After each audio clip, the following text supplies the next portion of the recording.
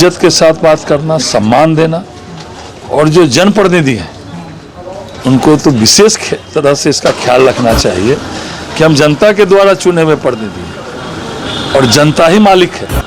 लोकतंत्र में जनता ही मालिक है, तो जनता के साथ कैसे बात किया जाए, कैसे सम्मान किया जाए।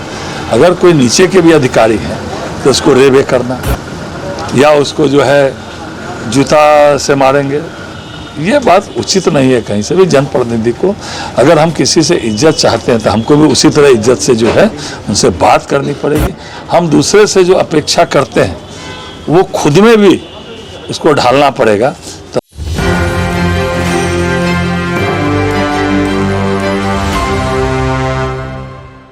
जो भी एनडीए के मंत्री हैं या भारतीय जनता पार्टी के मंत्री हैं, वो सप्ताह में एक दिन अपने अपने कार्यालय में बैठते हैं, आम जनता की जो समस्या है उनको सुनते हैं और हर संभव प्रयास करते हैं कि उनका निष्पादन मामले का हो जाए।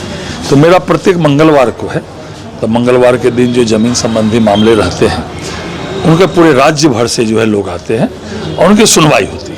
आप एक प्रतिनिधि हैं, जनप्रतिनिधि हैं। एक जनप्रतिनिधि का कॉल रिकॉर्डिंग बहुत वायरल हो रहा है कि कैसे जो है उनका बात करने का लहजा है, ऊपर से पंचायत सचिव का बात करने का लहजा है, मामला भी दर्ज हुआ है। क्या कहिए? नहीं, निश्चित रूप से गलत हुआ।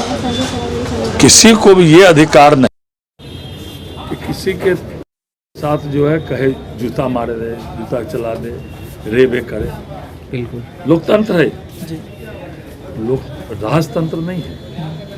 लोकतंत्र में चाहे कितने भी बड़े से बड़े लोग हो या छोटे से छोटे लोग, इज्जत के साथ बात करना, सम्मान देना, और जो जनप्रतिनिधि हैं उनको तो विशेष तरह से इसका ख्याल रखना चाहिए कि हम जनता के द्वारा चुने हुए प्रतिनिधि हैं और जनता ही मालिक है। लोकतंत्र में जनता ही मालिक है, तो जनता के साथ कैसे बात किया जाए, कैसे सम्मान किया जाए। अगर कोई नीचे के भी अधिकारी हैं तो उसको रेबे करना या उसको जो है जूता से मारेंगे, ये बात उचित नहीं है कहीं से भी। जनप्रतिनिधि को अगर हम किसी से इज्जत चाहते हैं तो हमको भी उसी तरह इज्जत से जो है उनसे बात करनी पड़ेगी।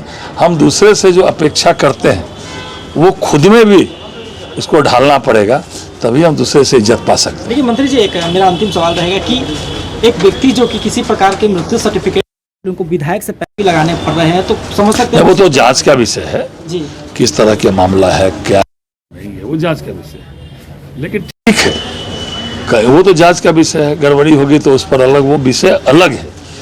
लेकिन जिस भाषा का इस्तेमाल हम जनप्रतिनिधि किए, चाहे वो तो माननीय विधायक है, कोई भी जनप्रतिनिधियों के कोई अधिकारी भी हो, विधानसभा से हो जाए, कोई भी जनप्रतिनिधियों के कोई अधिकारी भी हो, क्या वो बात करने का ढंग उचित है? क्या वो लहजा ठीक है?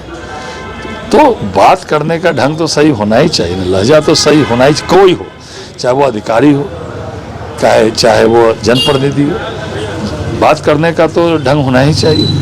70,000 करोड़ का जो रिपोर्ट में खुलासा हुआ है सीएजी के में, प्रशांत किशोर ने एनडीए पे भ्रष्टाचार का आरोप लगाया। देखिए, मुझे लगता है ज्ञान का अभाव होगा कहीं ना कहीं जी।